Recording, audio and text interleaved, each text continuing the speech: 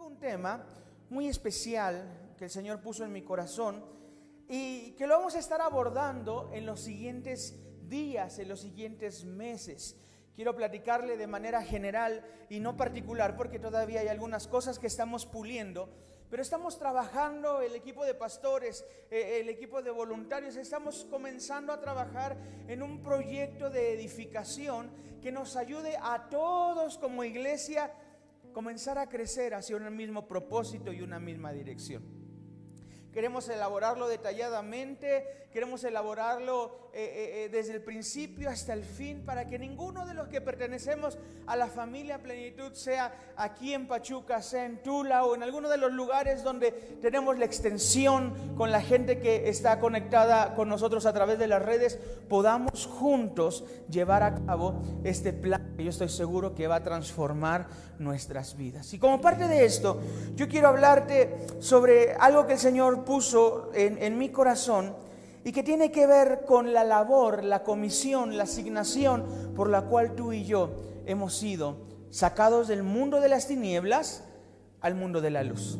Hay un propósito en medio de eso. No fue solamente, imagínate, yo siempre lo creo de esta manera, sería una tortura y pensar que el Señor solamente vino, entregó su vida, te rescató, te salvó, te entregó tu salvación, te entregó la salvación, te dio el regalo de la vida eterna y después te dejó años más en la tierra para poder vivir y estar todos los días ansioso, contando los días, Señor, ¿cuándo es que ya vienes? ¿Cuándo es que ya vienes? Que la cosa se está poniendo cada vez más oscura.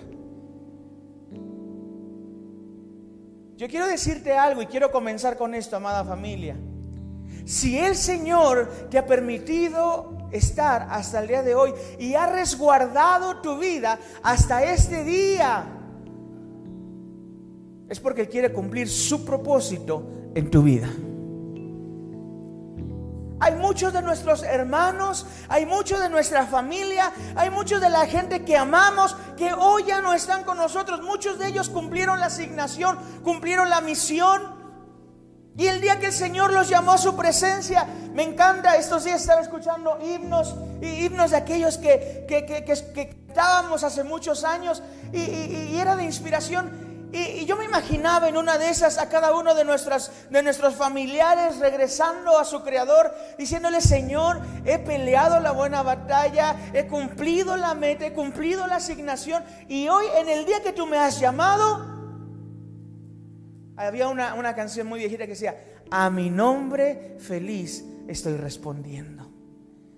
Y qué hermoso que no solamente sea una canción, sino qué hermoso que el día que el Señor te llame o me llame, sea joven, sea viejo, sea tal vez ya en los años donde tal vez la fuerza ya no la tengamos, pero que el día que sea con mucha fuerza o con poca fuerza, ese día a nuestro nombre feliz respondamos, digamos: Señor, aquí estoy presente delante de ti, me has llamado, yo quiero responder a ese llamado. Mucho no nos gusta pensar en los últimos días o en el último día de nuestra vida aquí en la tierra, pero en Cristo la palabra del Señor nos enseña que el morir en Cristo es ganancia, que el morir en Cristo es paz, que el morir en Cristo no hay ninguna cosa que se pueda comparar a lo que es estar con el amado. Por eso tenemos ciertos destellos y por eso hoy cantamos esto que tan hermoso de nuestro corazón salía: no me quiero ir. Mire, si hoy aquí en la tierra los destellos de su gracia, de su gloria, de la manifestación de su presencia sobre nuestra vida nos hace a que haya una oración de nuestro corazón que diga: no me quiero ir. Imagínense, yo siempre digo esto: si hoy le preguntáramos a nuestros seres queridos que se adelantaron si quisieran volver, dirían: no, déjame. Yo me acuerdo de una persona que cuenta un testimonio que le reclamó a su familia y dijo: ¿por qué oraron para que Dios me regresara? Si yo ya estaba bien allá arriba, ¿qué tengo que hacer acá abajo? Y hay ciertos destellos que Dios nos permite experimentar, vivir, volver a conectarnos con nuestra vida realmente en donde se originó en Cristo. Pero nada es comparado con lo que nos espera en toda una eternidad con el Padre, amándole y recibiendo su amor todo el tiempo. Pero mientras estamos aquí en la tierra, hay una labor y una asignación que cada uno de nosotros tenemos que hacer. Yo le he puesto como título a la plática que hoy quiero darle: sálvese quien pueda. Y es una frase muy conocida aquí, sobre todo en nuestro país, ¿verdad? Es una frase que muy comúnmente utilizamos cuando nos encontramos en peligro, nos encontramos en riesgo y es hora de correr. Todo el mundo buscamos un refugio, todo el mundo buscamos un lugar, y que se salve el que pueda, y el que no pudo, ya ni modo. Y estos días me vino a la mente un hecho que ocurrió allá por las costas de Italia, y volví a mi mente a recordarlo y a recapitular, y yo me acuerdo que había algo emblemático de esa labor que hoy nos iba a ayudar a construir el llamado, la asignación, a entender la asignación, el llamado que Dios nos ha dado a cada uno de nosotros. De hecho, cuando busqué sobre esta información, que vagamente la tenía en mi mente, se lo comenté a mi esposa y le digo: ¿tú te acuerdas esta situación, este hecho, que ahorita lo vamos a ver todos juntos? Le pido a las personas que estamos en multimedia, estamos listos, ¿verdad? Espérenme nada más. Yo le decía: acuérdame más o menos cómo era el nombre del barco, dónde era el lugar, porque yo me acordaba específicamente de una plática entre un guardacostas y el capitán de un barco.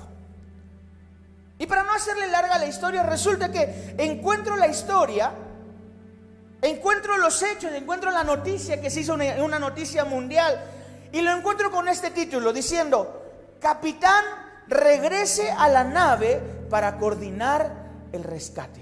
Ese es el título de la noticia.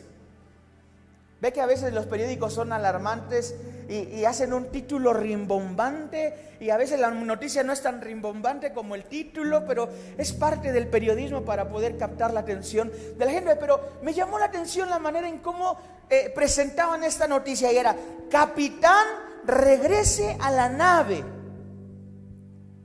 y rescate a la gente. Y si yo puedo decirte algo, yo oigo un grito de la misma creación que nos dice a nosotros, a cada uno de nosotros: capitanes, regresemos a la nave y rescatemos a la gente. Este grito es de un guardacostas italiano desesperado al ver, escúchame lo que te voy a decir, la irresponsabilidad del capitán de un barco con más de 4,200 personas a bordo. Un grito desesperado de un hecho que se suscitó el día 13 de enero del 2012 a las 21:42 horas, tiempo de Italia. Un barco llamado Costa Concordia naufragó frente a las islas italianas, específicamente la isla de Giglio, en aquella región de Italia, en el mar Mediterráneo. Y una maniobra arriesgada hizo que el capitán del barco, de nombre Francesco Cettino, que se aproximaba hacia la isla, provocó que la nave chocara contra unas rocas y se abriera una gigantesca vía de agua de 70 metros de longitud. Imagínense, casi 2 veces esta nave de lo que estamos aquí en este auditorio.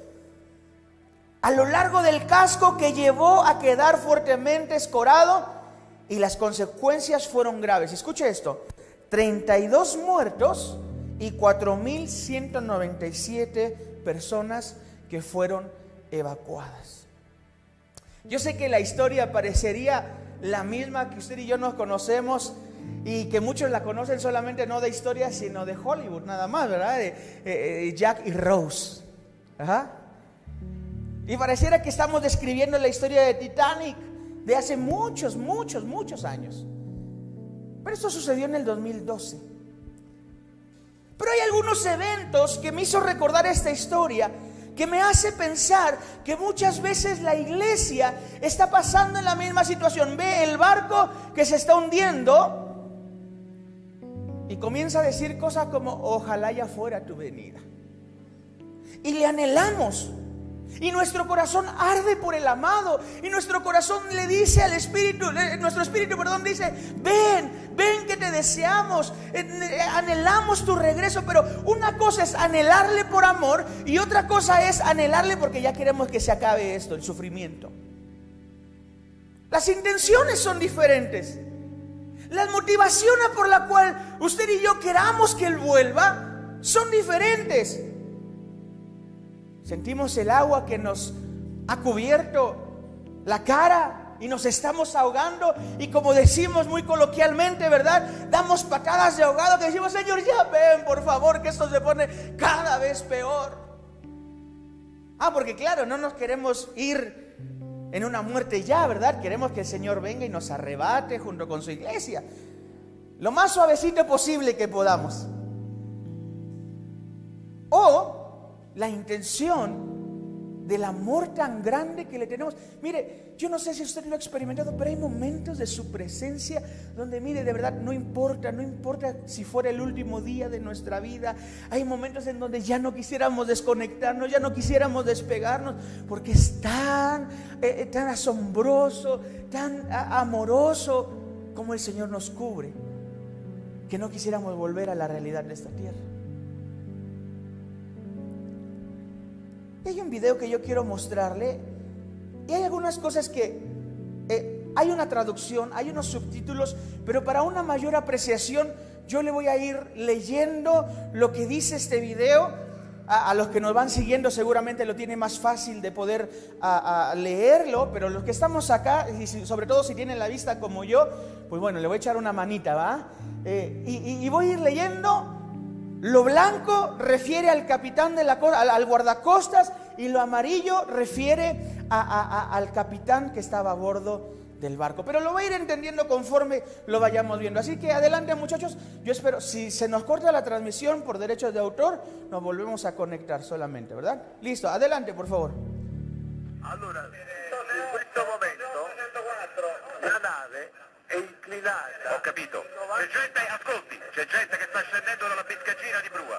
Lei quella biscaggina la percorre in senso inverso, sale sulla nave e mi dice quante persone e che cosa hanno a bordo, chiaro? Mi dice se ci sono bambini, donne o persone bisognose di assistenza e me ne dice il numero di ciascuna di queste categorie. È chiaro? Comandante, per cortesia. No, per cortesia, lei adesso prende e va a bordo. Mi assicuri che sta andando a bordo. Io sto andando qua con la lancia dei soccorsi, sono sotto qua, non sono andato da nessuna parte, sono qua. Che sta facendo, comandante? Sto qua per coordinare i soccorsi. Che sta coordinando lì? Vada a bordo, mi coordini i soccorsi da bordo. Lei si rifiuta? No, non mi sto rifiutando. Lei si sta rifiutando di andare a bordo, comandante? No, ci sto andando. E mi dica qual è il motivo per cui non ci va. Ci sto andando perché ci sta l'altra lancia che si è fermata. Lei vada a bordo, è un ordine. Ci sono già dei cadaveri, Schettino. Avanti. Quanti cadaveri ci sono? Non lo so, uno l'ho sentito. Me lo deve dire lei quanti ce ne sono, Cristo. Ma ti rende conto che è buio e che qua non vediamo nulla? E che vuole tornare a casa, Schettino? È buio, vuole tornare a casa?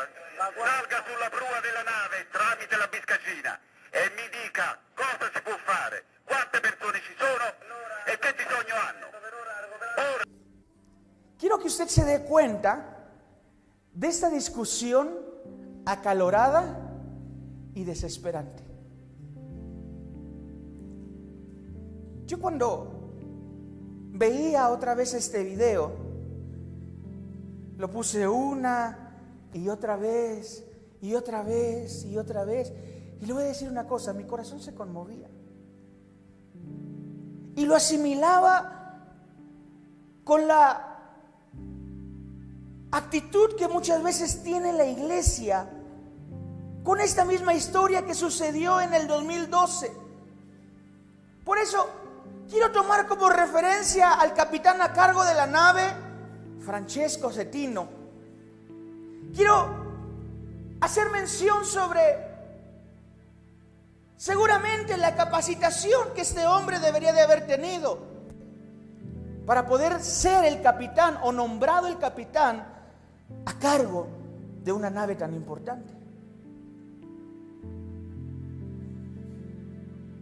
Siempre que hay un privilegio o hay una asignación dada, hay responsabilidades que nosotros debemos de cubrir. Siempre estaremos en la asignación que nos ha sido dada por dos cosas. Número uno, por voluntad de Dios, y número dos, porque el Señor mismo nos ha dado las herramientas, aunque usted y yo no lo veamos.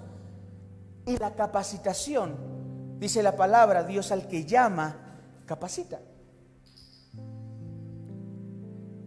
Y no dudo que este hombre, el capitán de este barco, era una persona que había cumplido con ciertos lineamientos, con capacitación, que tenía experiencia para poder llevar a cargo la responsabilidad de una nave con más de 4,200 personas a bordo.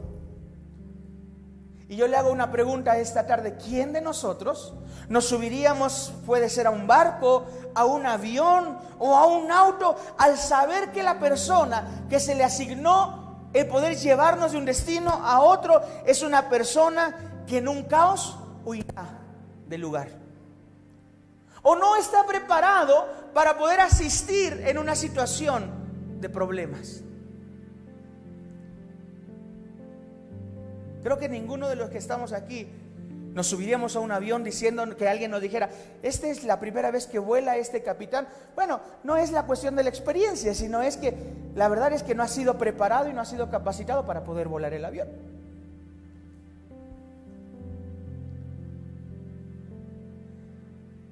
Yo lo que puedo rescatar de esta historia real que sucedió es un cuadro de desesperación.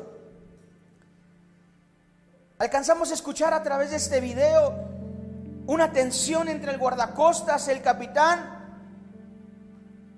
Y yo creo que no se compara, lo que usted y yo podemos apreciar, no se compara nada con el cuadro de desesperación que se vivía dentro del barco y cuando el guardacostas recibe la noticia desde el minuto 1 que comenzó el caos. Yo estoy seguro que cuando Francesco se da cuenta que choca con las rocas, al instante se dio cuenta que algo estaba mal y necesitaría actuar. Veo como tal vez de un momento de paz, porque este barco era un crucero y los cruceros la gente los ocupa para disfrutar, para descansar, para estar alegres. Y yo me imagino, váyase conmigo a pensar esto, yo me imagino a la gente 20 minutos antes del minuto 1 del caos, en las albercas, en los restaurantes, en todo lo que conlleva todo ese crucero, los privilegios y los lujos. Un momento de caos, un momento de paz y de tranquilidad, de diversión, cambió abruptamente a gritos, desesperación, empujones y crisis. Y me hace pensar, amada familia, muy similar tal vez al caos que vivimos hoy en día en el mundo entero. Si bien es cierto, no hemos vivido días completamente de paz desde la creación aún. Solo Adán y Eva vivían en paz y tranquilidad, pero su separación con Dios los hizo experimentar el dolor.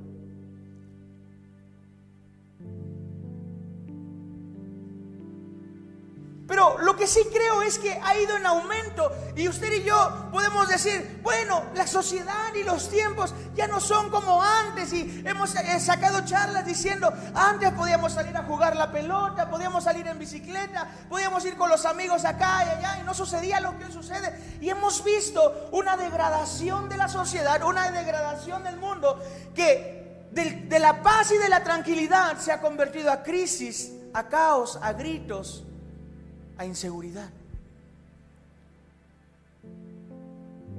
Guerras, destrucción, degradación, que al parecer que en vez de cesar, aumentan todos los días. Mire, hay un versículo que hemos tomado en estos días y que en la mayoría de sus casos ha sido mal aplicado para los tiempos. O ha sido una mala herramienta. Porque cuando Jesús hablaba sobre esto que vamos a ver a continuación, su enfoque y el centro no eran las circunstancias o las situaciones que iban a suceder en el final de los tiempos. Era la asignación que los hijos de Dios tenían que cumplir. Yo quiero que vaya conmigo, por favor, y si nos pueden poner en la pantalla, Mateo capítulo 24.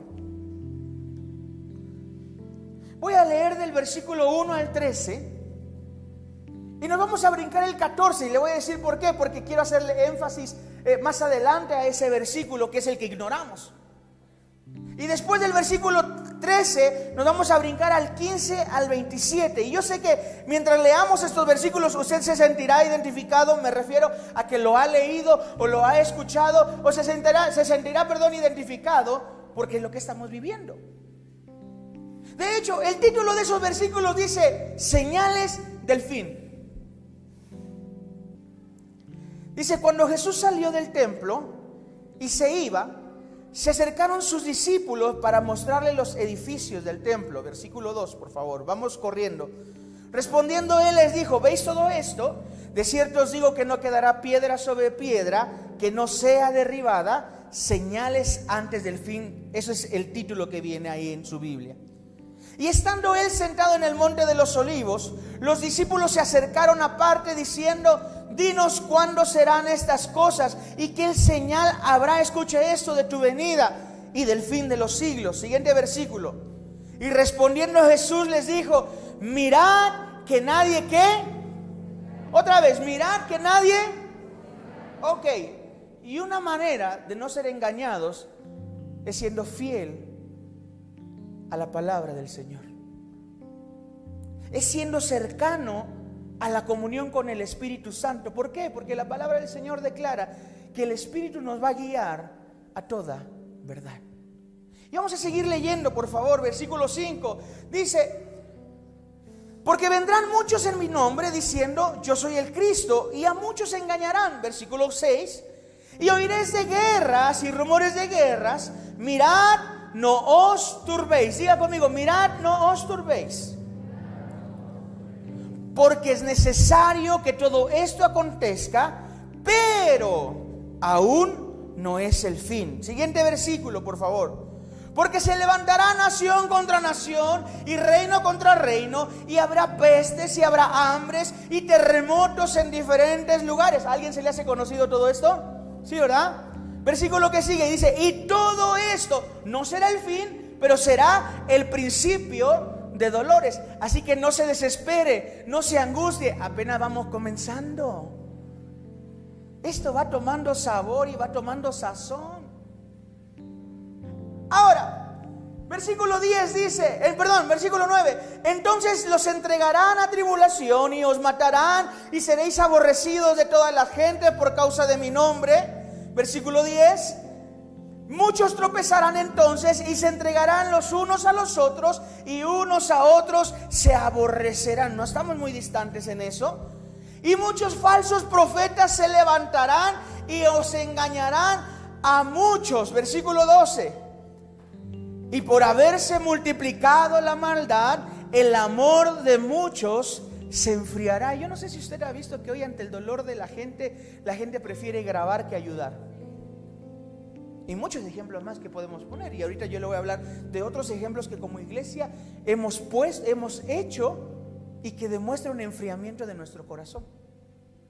Siguiente versículo 13.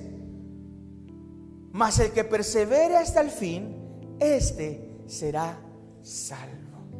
Ahora vamos a brincarnos el 14 y vámonos directamente al 15, porque sigue la descripción. Dice, por tanto, cuando veas esto en el lugar santo, la abominación desoladora de que habló el profeta Daniel, el que lea entienda, dice la escritura, versículo 16.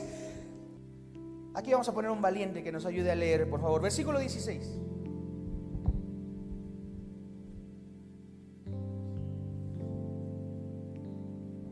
Entonces los que estén en Judea huyan a los montes. El que esté en la azotea no descienda para tomar algo de su casa, y el que esté en el campo no vuelva atrás para tomar su capa. Mas hay de las que estén encintas y de las que creen en aquellos días, orad, y pues que vuestras huida no sea en invierno, ni en día de reposo. Porque habrá entonces gran tribulación, cual no lo ha habido desde el principio del mundo hasta ahora, ni la habrá. Y así aquellos días no fuesen acortados, nadie sería salvo, mas por causa de los escogidos, aquellos días serán acortados. Entonces, si alguno os dijere, mirad, aquí está el Cristo, o mirad, ahí está, no lo creáis, porque se levantarán falsos cristos y falsos profetas, y harán grandes señales y prodigios, de tal manera que engañarán, si fuera posible, aun los escogidos.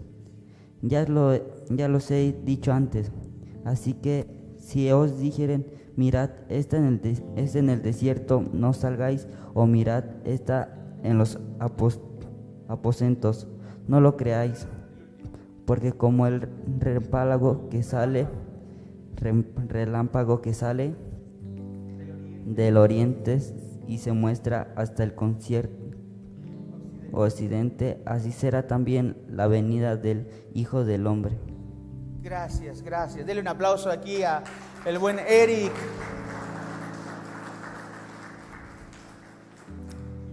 Yo me doy cuenta de algo que sucede acá. La iglesia se ha enfocado en el alrededor, en las señales, en lo que va a suceder, y ha perdido de vista la instrucción. Por eso quise brincar a propósito el versículo 14, porque de todo lo que Jesús dijo había una intención, había una dirección, pero la iglesia se ha dedicado a aterrorizar al mundo con las señales de lo que ya está viviendo. Yo he escuchado mucha gente que dice, no, es que en las iglesias ya no se predica, que va a haber guerra contra guerra, nación contra nación. Pero, ¿por qué hablar de eso si lo estamos viviendo? Somos profetas de lo que ya está aconteciendo, y eso no es ser profeta. Somos anunciadores de lo que el mundo está viviendo, de las calamidades que el mundo está viviendo. Y no se necesita ser muy espiritual. Yo no me voy a olvidar el día que un hombre llegó terminando yo de ministrar en una congregación, y me dijo, el Señor me dio una palabra para ti. Ok, ¿cuál es la palabra? Y me dijo, el Señor me dijo que los siguientes días la vas a pasar muy mal. Y digo, dígame algo nuevo, porque ya la estoy pasando mal, pero el Señor me está fortaleciendo. Porque anunciar y profetizar la calamidad, todo el mundo lo hace cada semana. Lo voy a decir con mucho amor y con mucho respeto. Lo hacen muchas iglesias detrás de un púlpito, hacerle sentir a la gente, en lugar de darle la noticia de la esperanza del evangelio, hacerle sentir a la gente. Y no estoy hablando de motivación, quiero explicarlo, y voy a ir al centro de la palabra.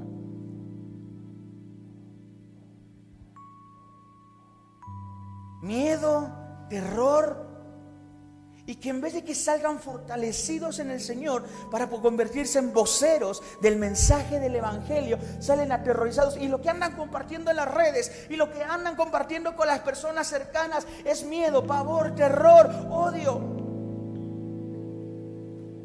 Porque cuántas veces desde nuestros púlpitos somos profetas de la calamidad.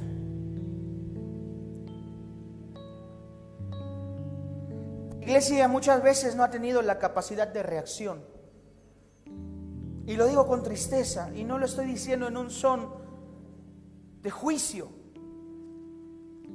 Ha tomado dos acciones completamente equivocadas ante una situación de crisis. Yo te preguntaría esta mañana o esta tarde, ¿cómo es tu reacción ante la crisis? Hay personas que reaccionan ante un accidente, ante una situación con sus hijos, reaccionan de una manera, se paralizan, no saben qué hacer. Otras personas se escandalizan. Yo me acuerdo, y voy a ponerle varios ejemplos de reacciones que personalmente he tenido, pero yo me acuerdo en un cumpleaños de mi hijo, cuando iba a cumplir 3 años, yo me acuerdo que él convulsionó en medio de su fiesta, y yo me acuerdo que lo primero que hice fue agarrar, cobijarlo. Ni le dije a Elena, solamente a la persona que estaba ahí al lado le dije: dile, Elena, que Santi se está convulsionando, y lo envolví en una cobija, lo cargué. Estábamos en la casa de unos hermanos, y yo me acuerdo que tomé las llaves que encontré, ni siquiera las de mi auto. Claro, escogí el más deportivo y el que corría más, ¿verdad? Pero agarré, pesqué las llaves, no sabía cuál era, presioné para el que se abriera, ahí me iba a meter. Mi mamá me siguió, se subió al auto y nos fuimos, y tuve una capacidad de reacción para llegar al hospital e internar a Santi. Si hay algo que la iglesia debe caminar, y la reacción que la iglesia debe de tener en estos tiempos, es una reacción proactiva, que se anticipe ante los malos, ante las malas circunstancias.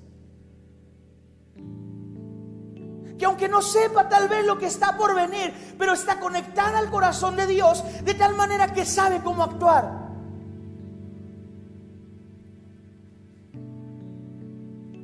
Y el no saber actuar también tiene que ver con imprudencias dentro de la iglesia.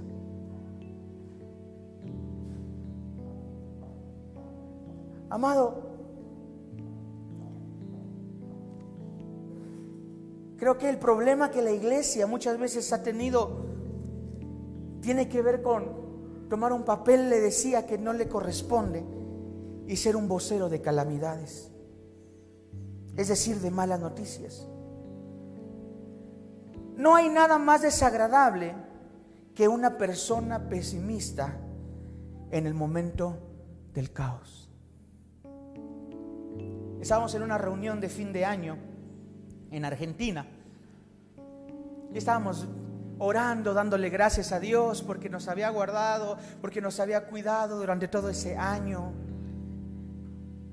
Y resulta que de repente, cuando decimos amén para terminar la reunión, se escucha un estruendo. Y cuando volteamos, era mi hijo, como Frankenstein, así todo ensangrentado. Había reventado un vidrio como este que tenemos acá en la entrada.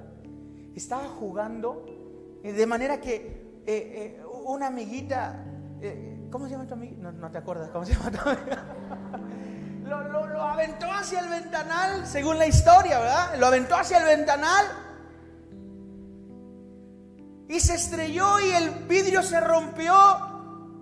Todo el vidrio se cayó y él regresó ensangrentado y demás. Y de repente una voz se escucha por ahí: le está saliendo mucha sangre, se cortó la vena, se va a desangrar, se va a morir. La reacción fue rápido: agarrar un trapo, vendarle la mano, o no sabíamos dónde, estaba muy ensangrentado, no sabíamos ni dónde era la herida. Y lo llevamos rápido al hospital, y ahí, mire, para acabarla, era una abiertita que se había hecho de este lado, un triangulito, pero se tocó la cabeza y un hoyito en la cabeza, pero no se descalabró, y fue muy escandalosa la sangre. Pero ¿sabe? Los momentos de angustia no fueron más cuando llegamos al hospital, sino cuando esa persona dijo: fue la vena la que se le reventó. Yo dije: no llego, se me va a morir en el camino. No hay nada peor, amado, que estar al lado de una persona pesimista en medio de los momentos de caos. Todo esto que acabamos de leer en la Escritura, lo decía hace un momento, es lo que está pasando. O a alguno de los que estamos acá se le hace desconocido. Algunos de los que estamos acá dicen: no, realmente rumores de guerra, pues no. Afganistán, a menos que esté desconectado de las noticias, ¿verdad? Pero usted piensa que Afganistán y Estados Unidos ya están tranquilos, ¿verdad? Pero viene lo padre. Alguien me dijo en estos días, y tal vez coincido con estas personas, dice, no nos damos cuenta, pero estamos en medio de la Tercera Guerra Mundial. Esas son las calamidades que están sucediendo en el mundo. Pero el versículo 14, y el más ignorado, cuando escucho mucho mandar versículos por WhatsApp, cuando escucho mucho a la gente en medio del caos mandar estos versículos, me doy cuenta que nunca hacen caso al versículo 14. Ahora sí, muchachos, versículo 14, por favor. Y será predicado este evangelio en el reino, y será predicado este evangelio del reino, ¿dónde? O sea, quiero que vea el contexto. Habla de las calamidades, habla de las pestes, habla, de acuerdo a la versión que usted lea, pero en algunas textualmente habla de pandemias. Pero ese es el versículo que a usted y a mí nos interesa. Ese es el versículo que a usted y a mí nos debería de llamar la atención, porque para eso estamos y para eso vivimos. No para que nuestra religión se extienda por el mundo para poder tener más control y dominio en el mundo de cuántos cristianos evangélicos hay en el mundo. Eso es lo que menos interesa. Dice, todo esto sucederá, pero será predicado este evangelio del reino en el mundo para testimonio de todas las naciones, y entonces vendrá el fin. Es decir, que a la par de lo que sucede todo esto, hay algo que la iglesia tendría que estar haciendo.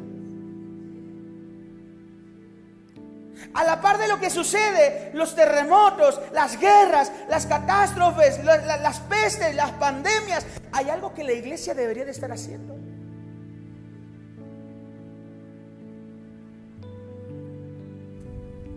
La iglesia muchas veces renuncia al llamado que el Señor le ha dado, le ha hecho.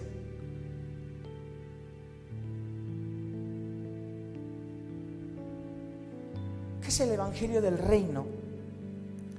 Quiero que vaya por favor conmigo a Mateo capítulo 4. Es solamente un ejemplo, porque ese es uno de los siguientes temas que vamos a tocar en los siguientes días. No se trata de convertir a la gente a una religión. No se trata de hacer que la gente se identifique con nosotros simplemente por la forma de pensar, y a veces ese ha sido un problema. Queremos que la gente piense como nosotros pensamos. Y Mateo capítulo 4, en el versículo 23 y 24, nos muestra realmente cuál es el evangelio que Jesús nos dejó encargado poder enseñar y poder llevar a la gente a ese encuentro. En el versículo 23 dice: y recorrió Jesús toda Galilea, enseñando en la sinagoga de ellos, en los lugares donde ellos estaban, donde se reunían. Escucha esto: y predicando el evangelio del reino, y sanando toda enfermedad y toda dolencia del pueblo. Se difundió su fama por toda Siria, y le trajeron todos los que tenían dolencias, los afligidos por diversas enfermedades y tormentos, los endemoniados, los lunáticos, los paralíticos. ¿Y qué dice que hizo? Y los sanó.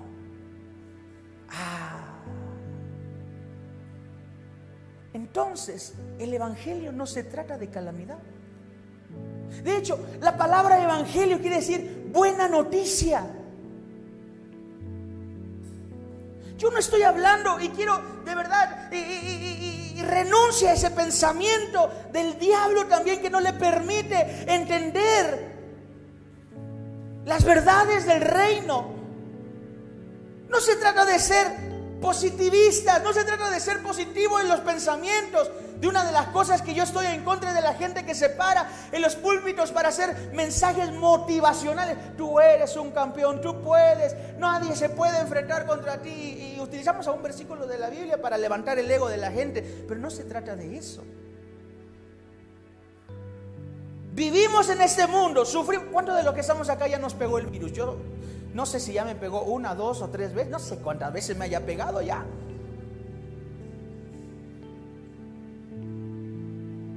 Pero si el Señor nos ha guardado y nos ha protegido hasta el día de hoy, es porque nos quiere como mensajeros del Evangelio, de las buenas noticias. Jesús presentaba el reino. Jesús presentaba el Evangelio del reino a través de las sanidades, a través de la... Mire, pensar que Dios no obra hoy milagros y decir, bueno, es que por eso le dio la sabiduría, la ciencia para que se encargue. Mire, estamos hablando de un Dios, de un Jesús que nos dejó una asignación incongruente. Y yo estoy seguro que la estadística aquí crecería si yo le preguntara cuántos de los que estamos acá hemos sido sanados realmente por el poder de Dios sobre nuestra vida. Yo he visto infinidad de milagros y a muchos de los que los veo hoy acá, yo puedo describir el milagro que el Señor ha hecho, que la ciencia, que los médicos no habían dado esperanza, y el Señor hizo el milagro sobre sus vidas, como lo ha hecho sobre mi vida. Son muchos lo que podríamos contar, porque ese es el Evangelio del reino. La palabra evangelio, te decía, significa buenas noticias. Y en un mundo de calamidad, en un mundo de tanta catástrofe, el mundo necesita escuchar las buenas noticias. Necesita escuchar que esto que estamos pasando es momentáneo y pasajero, pero que hay esperanza en aquel que dio su vida en la cruz del Calvario por nuestras vidas, en rescate. Por eso el profeta Isaías anunciaba, y la semana pasada hacíamos memoria de esto: Él llevó en la cruz nuestras enfermedades, Él sufrió nuestras dolencias y el castigo de nuestra paz. ¿Cuánta gente hoy en el mundo, psicóloga Anita, cuánta gente no está teniendo problemas de falta de paz, de intranquilidad, problemas mentales hoy en día? Una de las cosas que ha traído este virus son temas de ansiedad, temas de estrés. Y el mundo vive caótico, el mundo vive en intranquilidad. Y todavía usted y yo nos levantamos y nos paramos en un lugar público para decir, ahí viene el coco y te va a comer.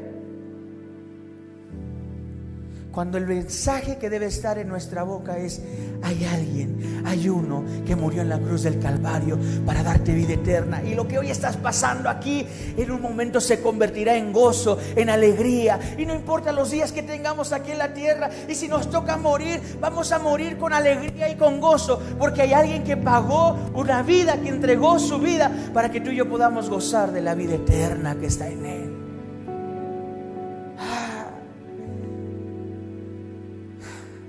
Quiero regresar unos momentos para poder terminar sobre el ejemplo de este capitán Francesco Cettino, que ante la calamidad decidió ponerse a salvo él, no importándole el dolor de las demás personas. Eso es realmente el significado de que el amor de muchos se enfriaría. El mundo no nos enseña hoy en día, con que tú estés bien no importa a los demás. Quiérete. Y nos enseña a estar nuestro gozo, nuestra alegría. Nos enseña hoy el mundo estar en una constante rebelión y diciendo: tú tienes que estar bien, que el mundo te importe un cacahuate.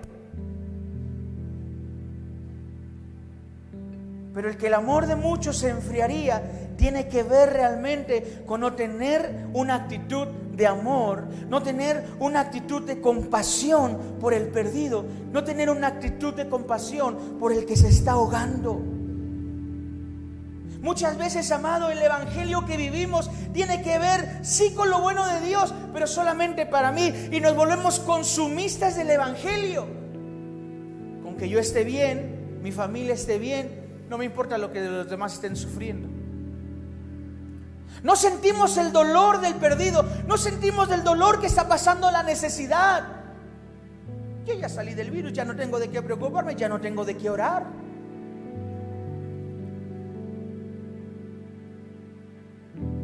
Yo no creo que Dios nos envíe los malos momentos para hacernos orar, pero muchas veces los malos momentos nos hacen doblar nuestras rodillas. Cuando debería de ser una necesidad constante.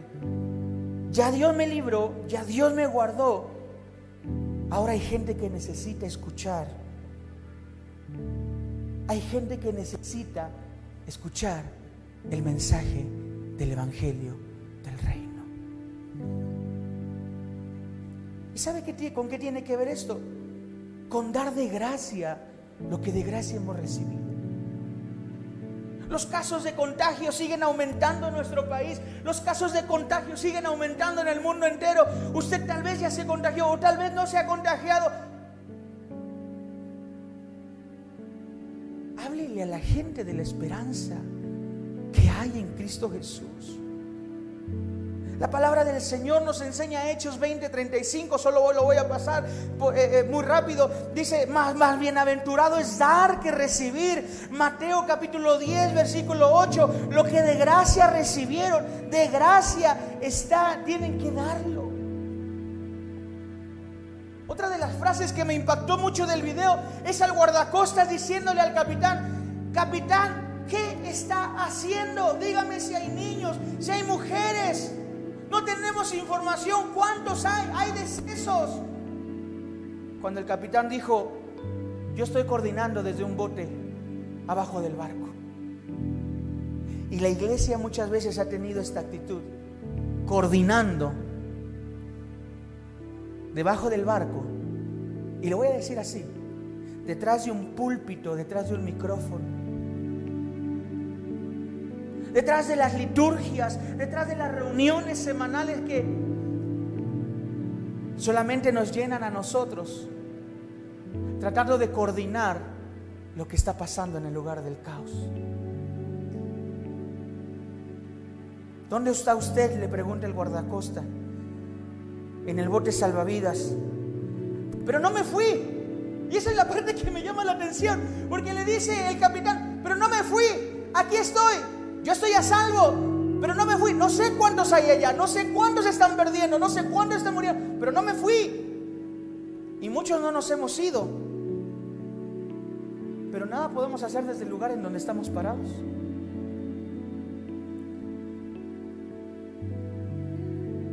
La iglesia por mucho tiempo se ha ido. Ahí están nuestros edificios, están nuestras transmisiones, pero están en el bote ellos asegurados, mientras el barco se está hundiendo.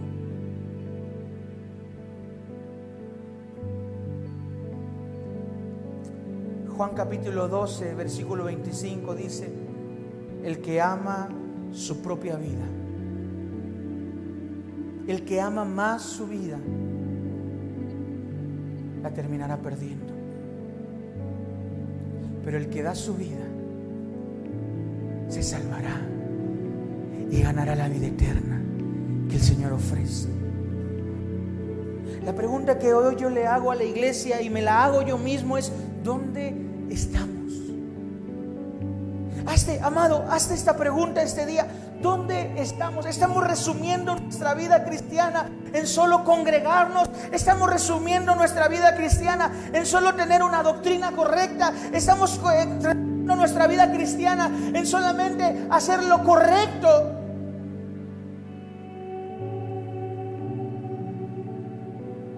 Pero desde el bote que nos asegura que nosotros sí nos vamos a salvar. De hecho, me suena muy familiar esto. Perder la esperanza por los demás cuando el Señor entregó su vida por todos. La palabra del Señor dice: por tanto amó Dios al mundo, que dio su vida para que todo aquel que en Él cree, no se pierda y se encuentre con la vida eterna. Yo quiero terminar con lo que dice Romanos capítulo 10, en el versículo 15.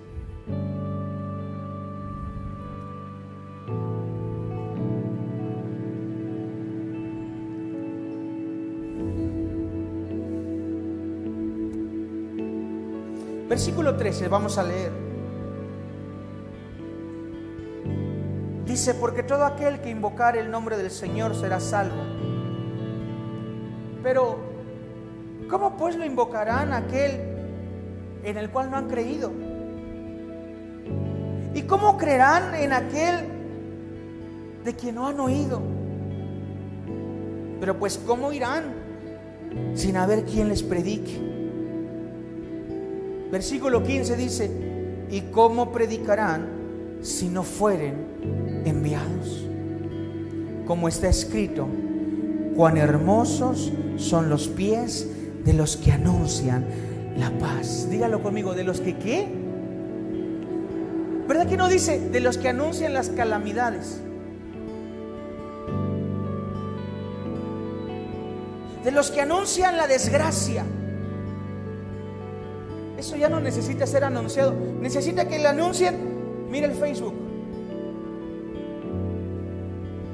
Mire las noticias. Ahí hay calamidad. Pero dice la Escritura: cuán hermosos son los pies de los que anuncian la paz, de los que anuncian las buenas noticias, las buenas nuevas del Evangelio. Y yo quiero este día pedirle al Espíritu Santo que abra nuestro corazón. Y ahí donde estás, inclina tu cabeza un momento, y quiero que tomes un momento de reflexión. Todos los que estamos acá, pastores, líderes, voluntarios, congregación completa, familia de la fe, tal vez necesitamos pedirle al Señor que nos dé entendimiento sobre los días que estamos viviendo, que ya consigo llevan dolor, que ya consigo llevan tristeza. El profeta Isaías anunciaba, y el mismo Jesús tomó esa porción de la Escritura diciendo: el Espíritu del Señor está sobre mí, pues me ha enviado a dar buenas nuevas a los afligidos. Me ha enviado a dar esperanza al que no tiene. Me ha enviado a llevar una palabra de fe, de paz a aquel que esté en luto. Me ha enviado a sanar, a vendar, a levantar. Tal vez familia, tal vez iglesia que puedes mirar este video, tal vez iglesia que tal vez no lo estás viendo en este momento en vivo, pero lo vas a ver. Tal vez este día podemos pedirle al Señor: Señor, danos entendimiento sobre los días que vivimos. Quiero quitar la atención de mí, quiero quitar la atención de yo ya estoy a salvo porque te he conocido, porque he encontrado la vida eterna. Tal vez la oración que hoy tendríamos que hacer, hermanos, es: aviva tu obra en mi vida en estos tiempos. Esta era la oración del profeta Habacuc, diciéndole al Señor: Señor, es tanta la calamidad que yo te pido este día, aviva tu obra sobre nosotros, aviva tu obra en medio de tanta calamidad. Despiértanos como iglesia, permítenos ser proactivos ante el dolor, ante la calamidad, ante el principio de dolores. Tal vez la oración que hoy tendríamos que estar haciendo es: despierta en mí la compasión por el que no te conoce. Despierta en mí la compasión por el perdido. Dame amor, dame amor, dame amor, dame amor por el que no te conoce. Dame compasión y aviva tu obra en nosotros. Espíritu Santo, nuestra oración es: enciende otra vez nuestro corazón de amor,